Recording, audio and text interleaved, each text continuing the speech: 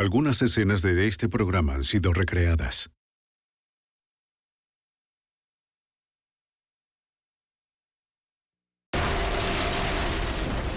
Una serie de explosiones desgarra la ciudad de Nueva York. El FBI y la policía revisan desesperados los escombros en la búsqueda de alguna evidencia que los conduzca a los terroristas despiadados. Pero los asesinos fueron cuidadosos al cubrir sus huellas. A medida que los atentados escalan, el FBI se suma a una carrera letal para detener a este grupo con una causa peligrosa.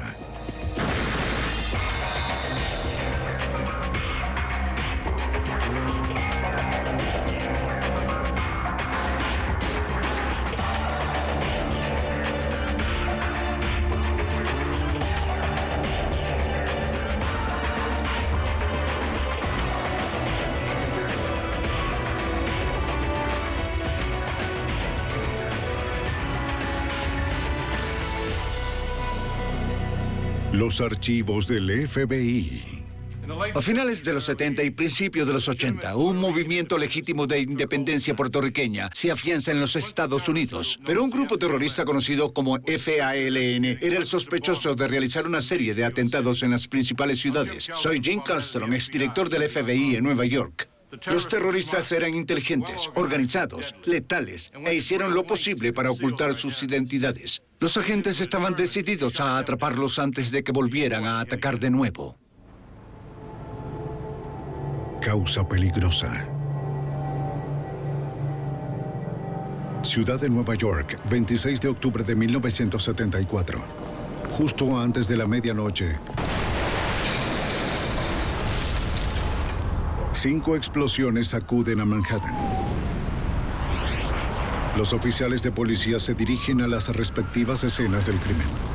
La explosión más grande sucede en el distrito financiero. El detective de la policía de Nueva York, Elmer Torro, dirige la investigación. Con solo mirar la devastación, Torro sabe que tendrán suerte si encuentran alguna evidencia útil. Al parecer, los terroristas usaron dinamita. El problema con los bombardeos es que casi toda la evidencia desaparece de la escena. Desaparece porque ¿cómo se puede rastrear la dinamita? No tenemos la posibilidad de rastrearla. A lo mejor encuentras una que otra huella dactilar y si acaso algún testigo. La policía interroga a los posibles testigos de la zona, pero nadie vio al terrorista. El patrón de los escombros indica que la bomba había sido colocada debajo de un auto. La colocaron debajo del bloque del motor. Levantó el auto y el motor voló por el aire. Los pedazos llegaron hasta el 6º piso. Fue un atentado muy impresionante. Nos dimos cuenta de inmediato de que teníamos un gran problema en nuestras manos. La única pista sólida encontrada en la escena del crimen fueron los restos de lo que parecía ser el asa de un maletín de cuero. Mientras la policía procesaba la escena, recibieron una llamada de la Associated Press. Uno de los supuestos terroristas había llamado a la agencia de noticias para decirles que revisaran una cabina telefónica situada cerca del siniestro. Enviaron a un patrullero al sitio y allí, debajo del teléfono, encuentran una carta. El patrullero la lleva a la estación de policía para buscar posibles pistas. La carta provenía de un grupo que se hacía llamar las FALN, que en español son las iniciales de las Fuerzas Armadas de Liberación Nacional de Puerto Rico. Un grupo marginal con un número limitado de seguidores. Las FALN ni siquiera son conocidas en Puerto Rico. Las conocen solo los radicales, aquellos que pelean por la independencia, pero en general, un puertorriqueño promedio te dirá que no las conoce. La colonia de Puerto Rico ha formado parte de Estados Unidos de forma voluntaria. Durante unas elecciones llevadas a cabo, más del 90% de los puertorriqueños votó por formar parte de Estados Unidos, mientras que menos de 5% votó por la independencia. Ahora ese 5% se había vuelto peligroso. En la carta, las FALN exigían que Estados Unidos abandonara Puerto Rico o más bombas estallarían. No eran sujetos que creyeran en el sistema electoral. Su objetivo era el de ser violentos y a través del miedo lograr que la gente los apoyara.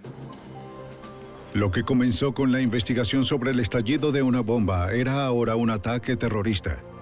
Y combatir el terrorismo es el trabajo del FBI.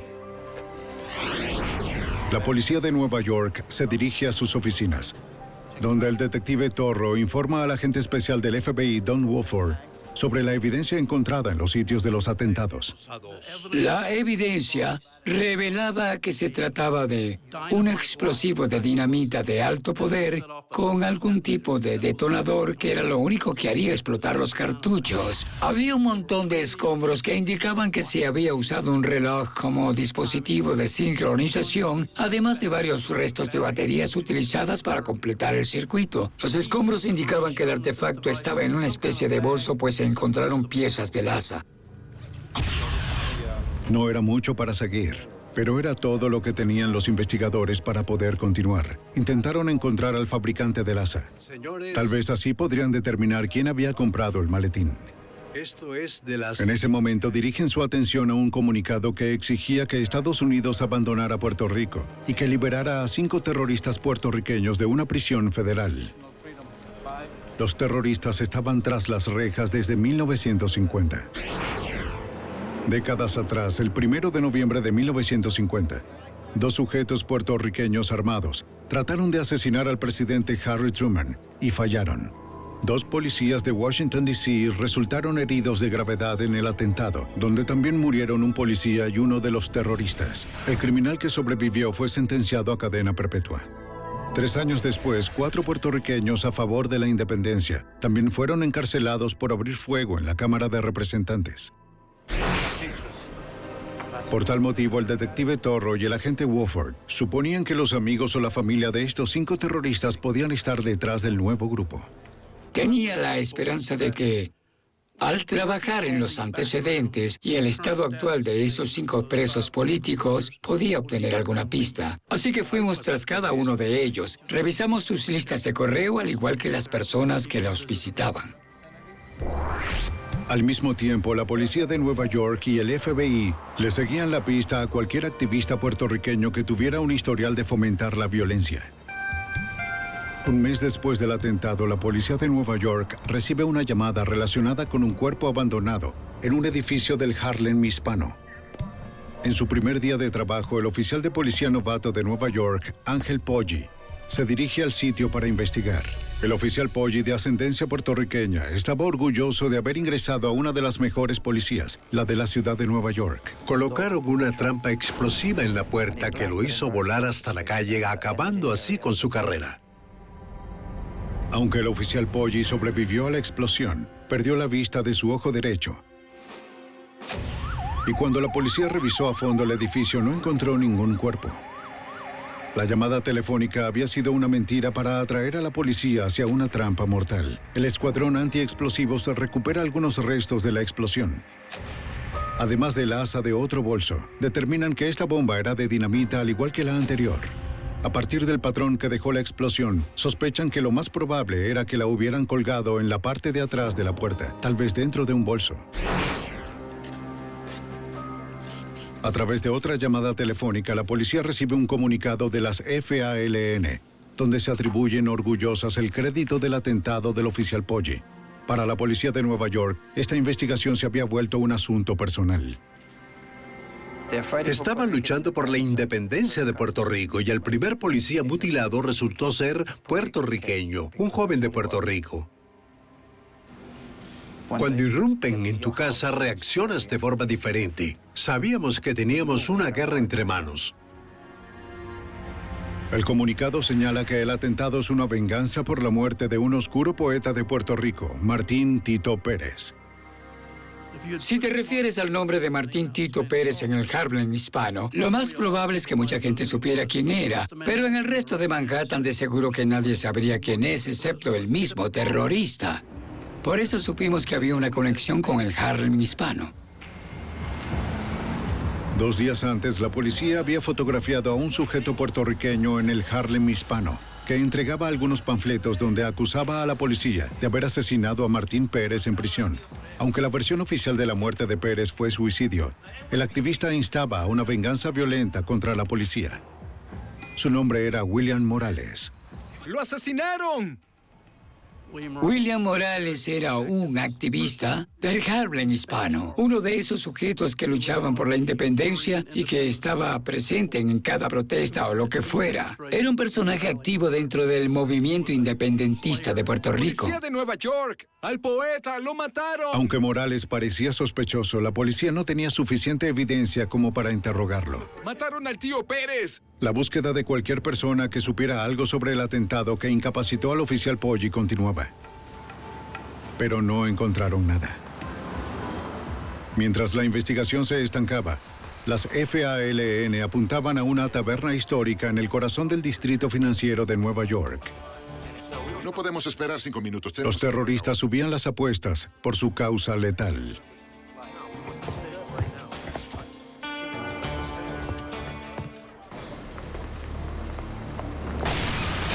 Un grupo terrorista llamado las FALN detona una serie de bombas por toda la ciudad de Nueva York. El FBI se esfuerza por reunir las piezas de evidencia a tiempo para detener a los terroristas antes de que ataquen de nuevo. Luchaban una batalla perdida. La taberna histórica Frances, en el distrito financiero, es un conocido restaurante donde los corredores de bolsa suelen almorzar. El 24 de enero, una bomba estalla durante la hora pico del almuerzo. La explosión mata a 4 personas y hiere a más de 60. Las víctimas son llevadas a los hospitales de la zona. El agente especial del FBI, Don Woodford, comenta: Es una de las peores escenas del crimen que he visto en toda mi carrera en el FBI. El primer piso no era más nada que escombros. Todas las mesas, sillas y paredes eran solo escombros. De acuerdo. La primera bomba no mató a nadie.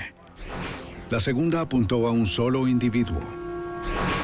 Pero en esta ocasión era evidente que los terroristas intentaban matar a la mayor cantidad de personas posible.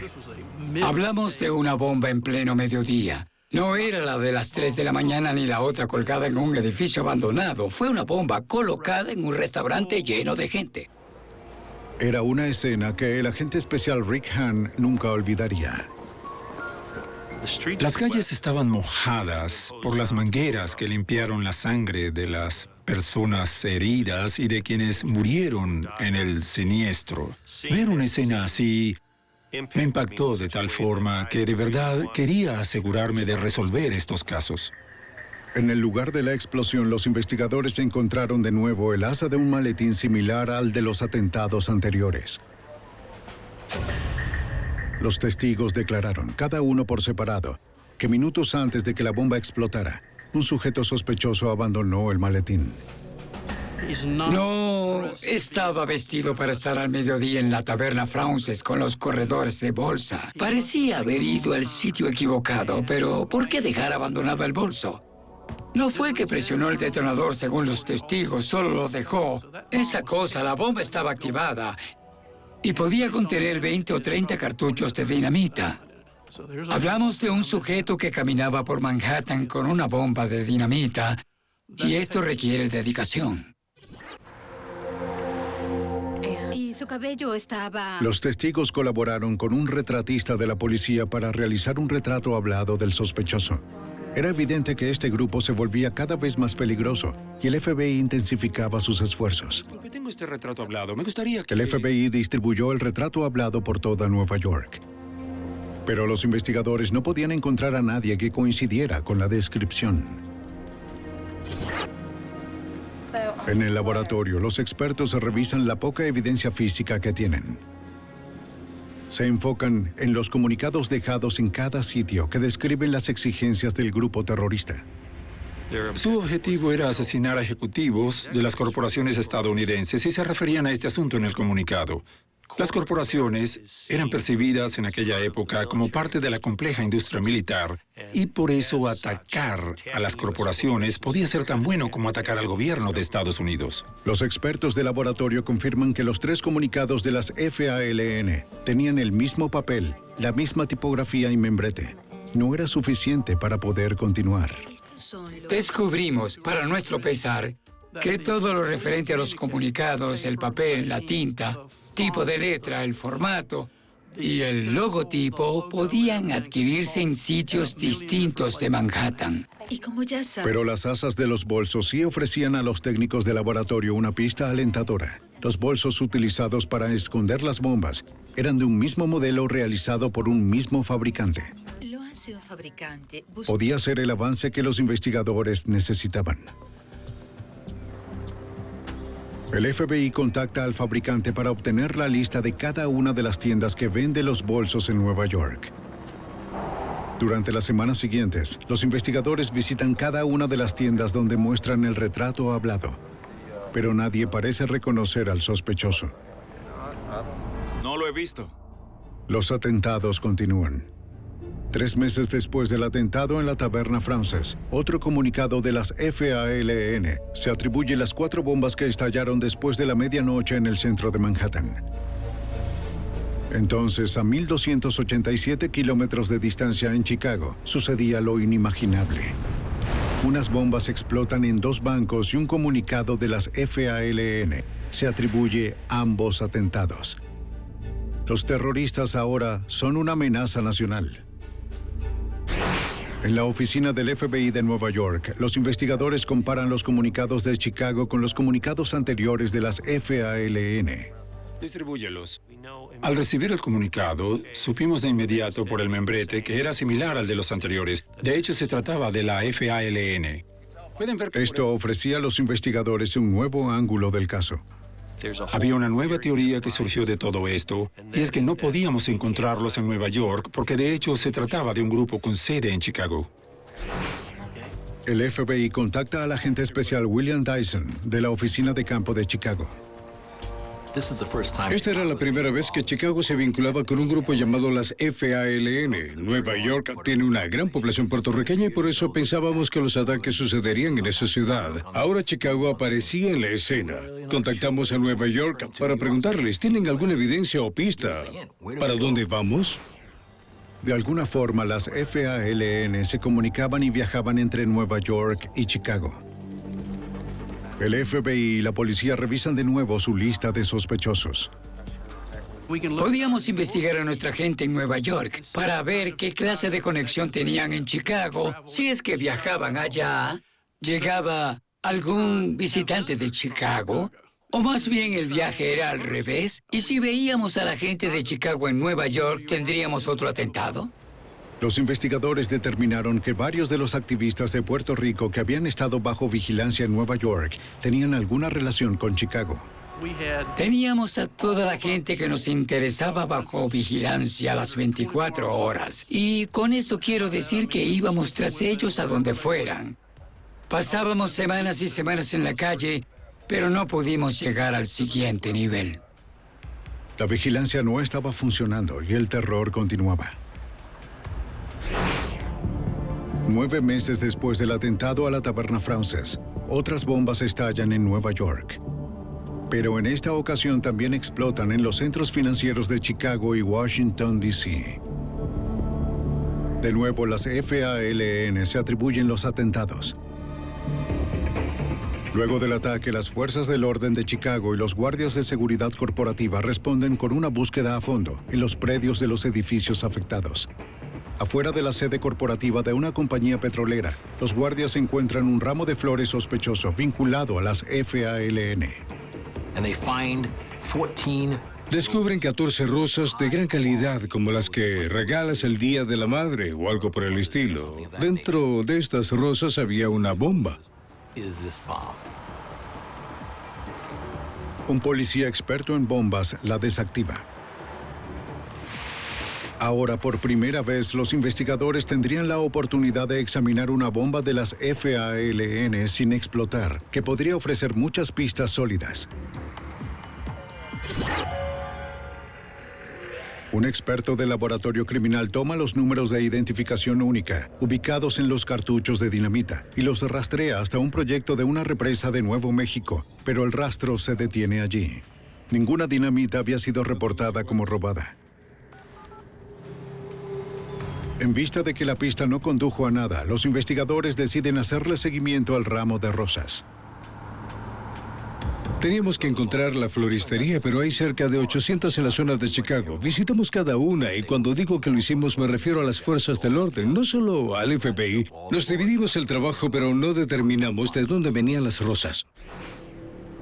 De regreso en Nueva York, el FBI descubre que los componentes de esta bomba coinciden con los anteriores. Los investigadores arman una lista de todas las tiendas que vendían cada uno de los artículos recopilados. Las tiendas minoristas. Encontraron una tienda que los vendía todos. Identificamos una tienda en el Bronx que vendía la misma clase de relojes utilizados, además de los tanques de propano. Y más importante aún, era que vendían el tipo de bolsos que contenían las bombas. El FBI suponía que tal vez los terroristas se habían vuelto descuidados y compraron todo en un mismo sitio. Lo reconoce. Los investigadores le muestran a la propietaria de la tienda el retrato hablado. No podía decirme el nombre del sujeto, pero sí que una persona de apariencia similar había estado en la tienda donde, en definitiva, compró una serie de bolsos y baterías. Los investigadores creían que esto podía ser un gran avance en el caso. Le mostraron a la dueña de la tienda una serie de fotografías de posibles sospechosos, pero no pudo identificar a ninguno. ¿Puede mostrármelos? No. Pero estuvo de acuerdo en colaborar. Solicitamos la colaboración de la dueña de la tienda, quien nos permitió marcar los bolsos y los relojes, ese tipo de cosas, para ver si podían ser utilizados o no en un dispositivo.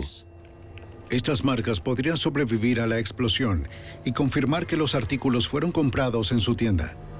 Los investigadores también establecieron una vigilancia de 24 horas. Hay que colocar algún tipo de cámara de... Y así, cuando alguien comprara un bolso, lo seguiríamos para identificarlo y haríamos coincidir el retrato hablado con el comprador del bolso. Ahora los agentes tendrían que esperar para ver si los terroristas caían en la trampa.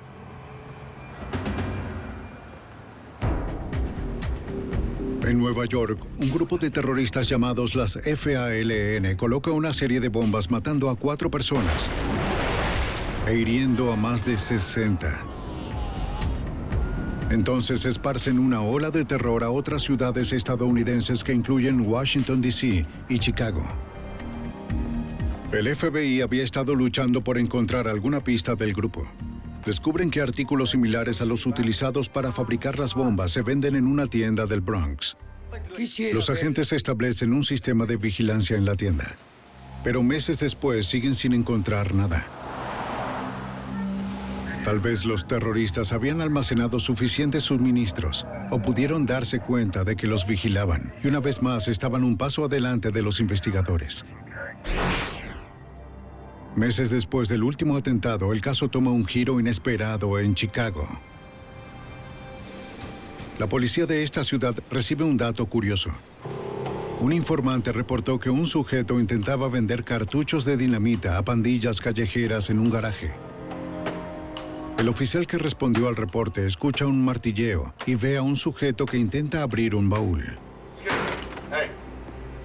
Levántese, baje el martillo. También descubre la dinamita. ¿Dinamita? Ponga las manos en alto donde pueda verlas. El sujeto menciona que un amigo suyo la robó de un apartamento donde habían más explosivos. El FBI se apresura al apartamento. Adentro encuentran más de 100 cartuchos de dinamita, entre otros materiales para fabricar bombas. Agente especial William Dyson. Así que no solo teníamos explosivos, sino también tanques de propano y muchos relojes de pulsera perforados. También teníamos los comunicados. Los investigadores se sentían confiados por haber descubierto una fábrica de bombas de las FALN. En definitiva, teníamos a las FALN. El problema era descubrir quiénes estaban vinculados. Mientras el escuadrón antiexplosivos intentaba poner el edificio a salvo, los investigadores interrogaron a los inquilinos, quienes afirmaron que nadie vivía en ese apartamento. Mencionan que en varias ocasiones habían visto entrar y salir a Carlos Torres, el propietario del edificio, y también a su esposa. Una de las cosas que nos sorprendió de inmediato fue la falta de sofisticación aquí. La idea de tener una fábrica de bombas en su propio edificio, la idea de ser el propietario del edificio, la persona que tendría acceso a todos los apartamentos vacíos, que tendría las llaves. Es simplemente estúpido. De modo que teníamos a 2 sospechosos porque no solo eran los dueños, sino que además los residentes los habían visto en el apartamento. Los investigadores buscan a Carlos Torres, el propietario del edificio, y a su esposa Aide. Pero se desvanecieron, lo cual reforzó la tesis de los investigadores de que al fin habían identificado a los miembros de las FALN. El FBI emprende de forma sistemática la búsqueda de los fugitivos de la fábrica de bombas, que comienza con una investigación precisa de sus antecedentes. Lo que hicimos fue seguir el procedimiento usual en la búsqueda de fugitivos, que es intentar armar una biografía de cada uno. ¿Quiénes son? ¿De dónde vienen? ¿Quiénes son sus parientes? Armamos un árbol genealógico mejor de lo que ellos mismos podían haberlo hecho. Intentamos encontrar a cada una de las personas vinculadas a ellos. Los agentes interrogan y vigilan a todos sus familiares y amigos. Pero los fugitivos han desaparecido sin dejar rastro. Al mismo tiempo, el FBI dirige su atención hacia un documento en particular encontrado en la fábrica de bombas. Al parecer, todos los sospechosos de las FALN de Chicago pertenecían al mismo comité de una iglesia latina. El FBI de Chicago notifica a Nueva York. Hemos estado revisando esto muy Agente del FBI, Rick Hahn. Las FALN. Teníamos la sospecha de que las FALN aprovechaban esta organización caritativa para sus propios fines, ya fuera para viajes o financiamiento. Fue mucho antes de... El agente especial del FBI, Don Woodford, revisa los registros que revelan que los sospechosos de Chicago usaron boletos pagados por la iglesia para viajar a Nueva York antes de los atentados.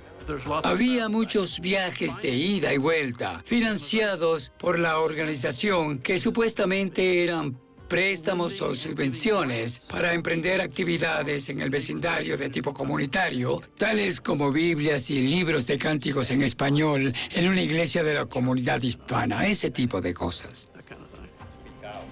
Los investigadores también descubren que el comité de la iglesia incluía un rostro conocido, el de William Morales, el radical pro-violencia de Nueva York. Emprenden una vigilancia a fondo de Morales y de todos los miembros del comité de la iglesia, pero los investigadores no hallaron nada sospechoso, de modo que no contaban con una causa probable sólida para solicitar la intervención de los teléfonos o una orden de registro. Estábamos presionados. Muchas personas preguntaban, ¿qué están haciendo? Estos sujetos vuelan edificios y ¿ustedes qué hacen? 6 meses después, en el edificio de la compañía petrolera móvil, cerca de la estación Grand Central, una bomba mata a un empleado y hiere a 8 en una de sus oficinas.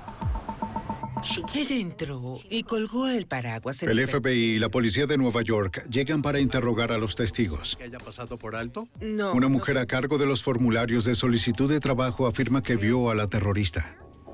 Dijo, yo sé que fue ella quien puso la bomba, porque la vi, porque hablamos. Agregó que no podía creer que una joven fuera capaz de hacer algo así, de poner una bomba para que alguien volara en pedazos.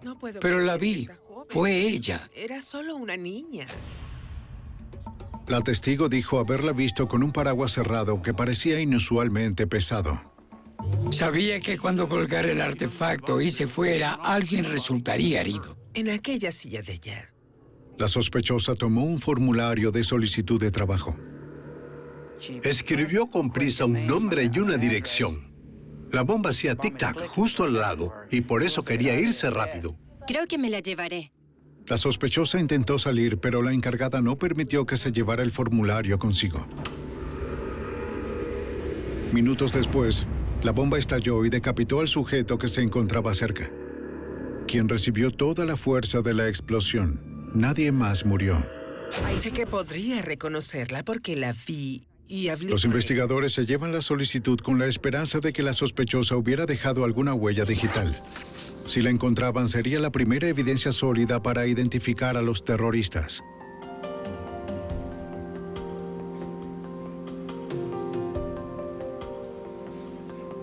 Los expertos del laboratorio no encuentran nada en el frente del formulario.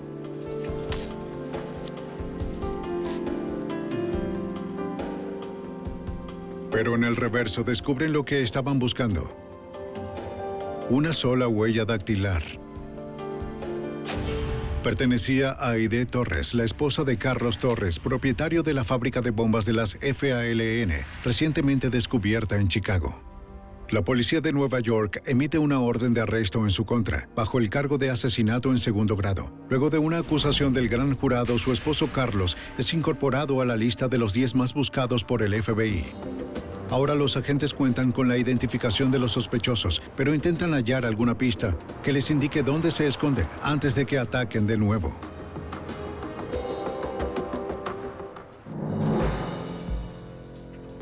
Un grupo terrorista llamado las FALN colocan bombas en las principales ciudades alrededor del país, que incluyen Nueva York y Chicago.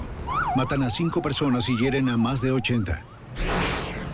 En Nueva York, el FBI sospecha que William Morales, un radical en favor de la violencia, está de alguna forma vinculado al grupo. Pero luego de meses de una vigilancia a fondo, los investigadores no han logrado detectar nada sospechoso.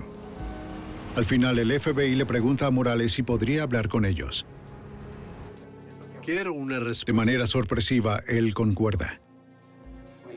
El agente especial del FBI, Don Woodford, observa a través de un cristal unidireccional cómo el detective Elmer Torro interroga a Morales sobre las FALN, el grupo terrorista. ¿Qué sucedió? Pero no ofrece información alguna. Se mostró tranquilo, sereno, ni en lo más mínimo molesto, ni siquiera intimidado cuando dijo, no sé nada sobre nada de nada.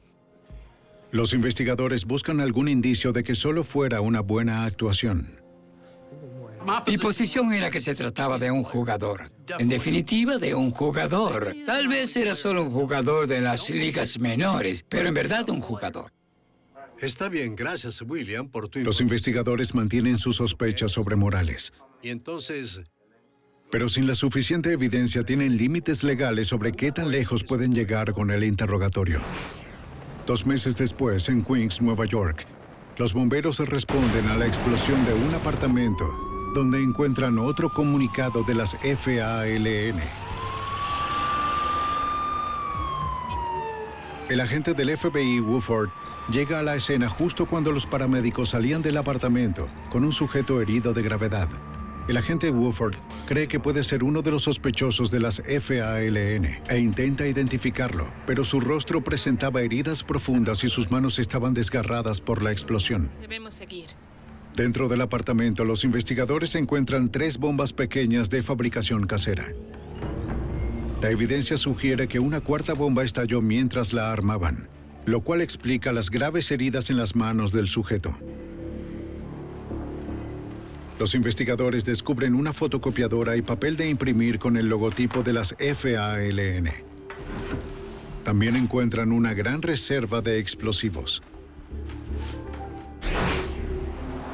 El detective Elmer Torro se dirige al hospital para intentar identificar al sospechoso fabricante de bombas. Sus manos están tan heridas que no se puede obtener ninguna huella dactilar. El detective Torro le dice al sujeto que a pesar de todo, los investigadores descubrirán su identidad por la evidencia hallada en la fábrica de bombas. Podría confesar su nombre en ese momento, pero el sujeto no podía hablar. Manuel Rodrigo.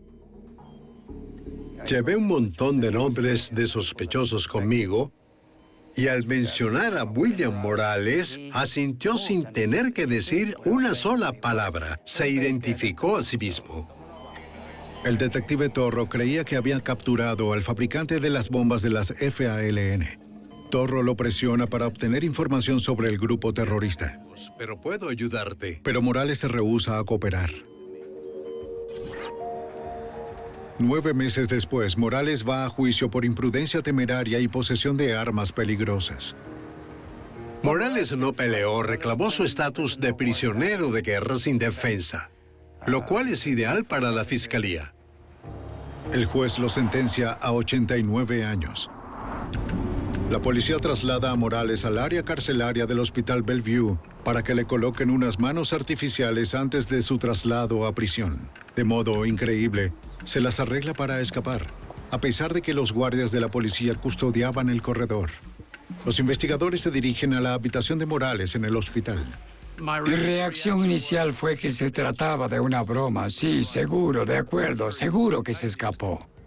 Primero que nada, físicamente no podía hacerlo. El segundo estaba arriba en el tercer piso. No hay nada allá abajo. Encuentran la reja de la ventana y la malla cortadas. Saltó. La malla estaba separada no más de 15 o 20 centímetros. Un tanto así. Son 3 pisos. De modo que tuvo que pasar a través del agujero para poder salir por la malla. Pero, ¿cómo pudo bajar 3 pisos? Por supuesto que lo ayudaron. Los investigadores reconstruyen de inmediato lo que pudo haber sucedido. Alguien debe haber introducido una cizalla a la habitación. William Morales tuvo que escapar del tercer piso solo con sus codos porque ya no tenía manos. Los investigadores creen que Morales saltó 3 pisos hasta el suelo y sus cómplices lo estaban esperando para escapar. El FBI y la policía de Nueva York inician la persecución de Morales y alertan tanto al público como a la policía de todo el país para que estén alerta. Pero transcurren los meses y la búsqueda termina en ninguna parte. Entonces los terroristas atacan de nuevo. 6 meses después del escape de Morales, las FALN llevan a cabo atentados en Nueva York, Chicago y San Juan de Puerto Rico. Un año después de la fuga de William Morales, justo al norte de Chicago, la policía de Evanston responde al reporte de una camioneta estacionada de forma ilegal. Verificaron por radio la matrícula que resultó ser robada. La policía decide vigilar la camioneta para ver si alguno de los sospechosos regresa por ella. Vigilaban la camioneta. Pudieron haberla remolcado, pero decidieron vigilarla. Poco tiempo después, un sujeto y una mujer suben a la camioneta y comienzan a cargarla. ¡Policía! ¡Manos arriba! ¡Déjenme ver sus manos!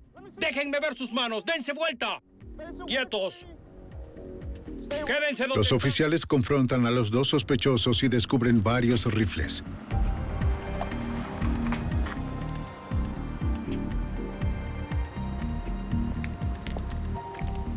No llevan consigo ninguna identificación y se rehúsan a hablar, lo cual desconcierta a la policía. ¿Dónde vienen las armas? Ni siquiera dijeron cuál era su nacionalidad, así que los detuvimos a los 2. Unas horas después, en el mismo suburbio de Chicago, una ciudadana contacta a la policía de Evanston para quejarse de un camión estacionado en un vecindario adinerado. La señora dijo que unos sujetos habían estado subiendo a la parte trasera del camión durante toda la mañana. El oficial de policía se acerca para hablar con el conductor. ¿Por qué está aquí? Estoy de visita. ¿A quién vino a visitar? Aquella persona. ¿Y quién es él? No recuerdo su nombre. Fue una vaga descripción. Mi esposo trabaja con él. Todo parecía muy sospechoso. ¿No recuerda su nombre? El oficial revisa la camioneta y ve la culata de un rifle. ¡Una pistola! ¡Muéstrame! Ahora sabe que se trata de sujetos armados y sospecha que otros más podrían estar escondidos en la parte trasera de la camioneta.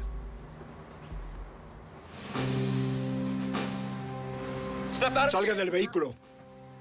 En medio de una serie de atentados terroristas, los oficiales de Illinois arrestan a una pareja sospechosa. En la parte trasera del camión, la policía descubre a unos sujetos con rifles, pistolas y disfraces. Salgan del camión, 1 a 1. Usted primero, manos arriba. Los oficiales también los arrestan.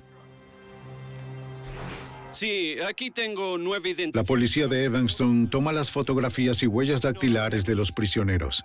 ¿Puede enviarlo? Pero al verificar sus identificaciones se topan con un problema. Raúl. Los nombres resultan ser falsos. Reno Alfa, Uniforme Lima. Los policías intentan interrogar a los sospechosos, pero se rehúsan a hablar. El apellido es Lee. La policía recurre al FBI al suponer que están detrás de algo muy grande.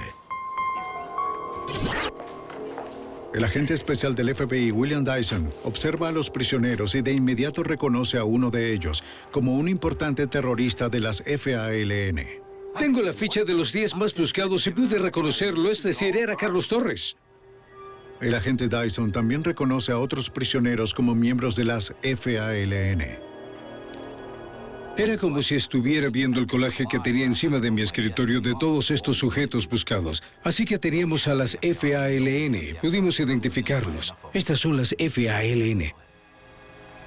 El FBI revisa a fondo las identificaciones falsas.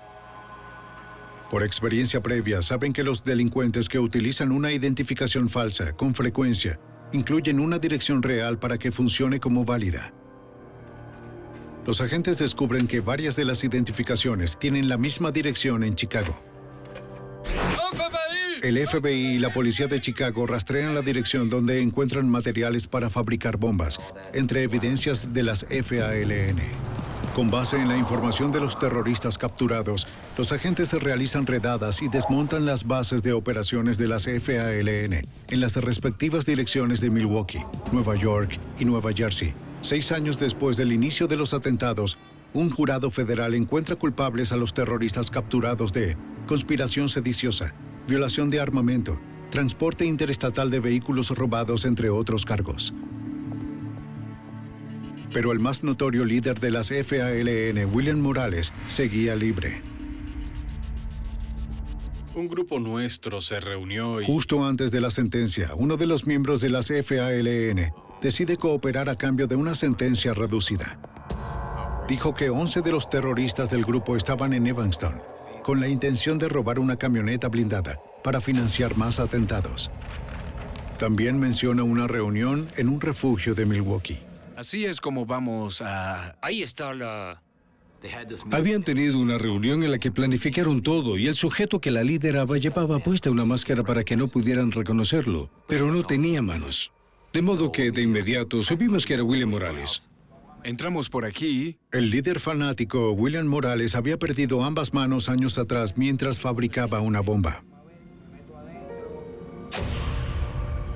Los investigadores presionaban para obtener más información, pero el miembro de las FALN que cooperaba con ellos no sabía ni dónde ni cómo encontrar a Morales. Los agentes intentan otro enfoque. Interrogan al informante sobre cómo el grupo recluta a sus miembros.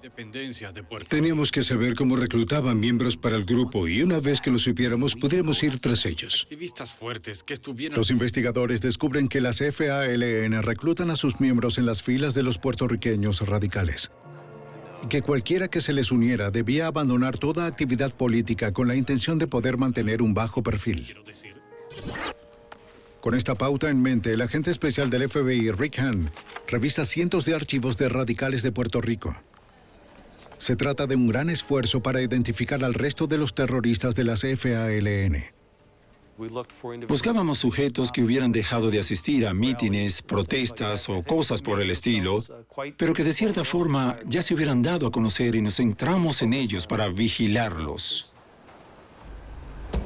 Transcurre más de un año antes de que el FBI por fin encontrara al sospechoso que parecía llevar una doble vida. De inmediato supimos que este sujeto era clandestino, hacía cosas inusuales. Los agentes rastrean al sospechoso hasta un refugio de las FALN. Con base en su comportamiento, los agentes del FBI obtienen una orden de la corte que les permite intervenir y grabar sus conversaciones telefónicas. En marzo de 1983, 2 años después de obtener la primera colaboración del informante de las FALN, el FBI al fin avanza. Escuchan en una grabación telefónica como un miembro sospechoso de las FALN le pide a un sujeto misterioso en México que venga a Chicago. Se rehúsa a venir y le dice, ¿por qué no vienes tú? Estoy pendiente de una cirugía plástica y necesito una buena identificación. No puedo salir del país y es fácil que me reconozcan, ese tipo de cosas. El hombre misterioso le dice que llame al mismo número en una semana. Fue un gran adelanto. Los investigadores identifican la voz misteriosa como la del líder fugitivo de las FALN.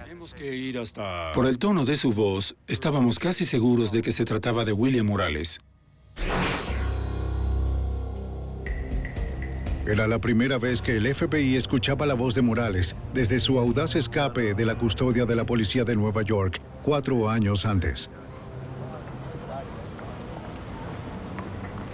El FBI rastrea la llamada del líder terrorista William Morales hasta un café en Puebla, México. Mi apariencia. De regreso a Chicago, el FBI está atascado.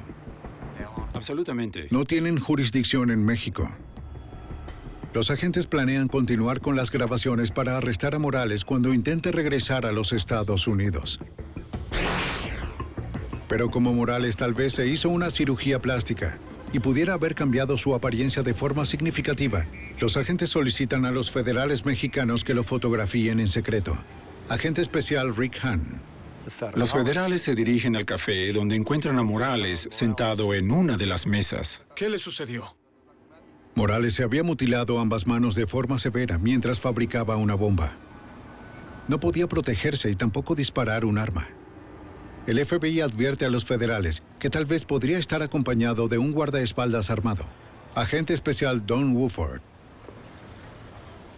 Le dijimos, este sujeto tiene apoyo, vigílenlo. No pueden solo acercarse y decirle, entre al auto. Los federales no ven ningún guardaespaldas y deciden arrestarlo ellos mismos. Detective de la policía de Nueva York, Elmer Torro. No se suponía que lo arrestaran, se suponía que solo lo fotografiaran, pero decidieron hacer el arresto. Entonces William Morales, como buen terrorista entrenado, se rinde y le permite al guardaespaldas irse del restaurante.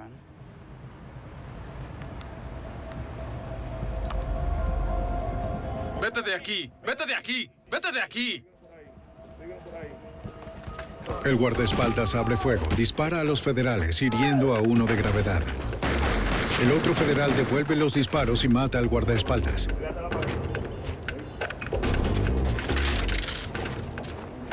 Se lleva a Morales bajo custodia, pero obtiene el arresto a un muy alto costo. El agente herido muere camino al hospital.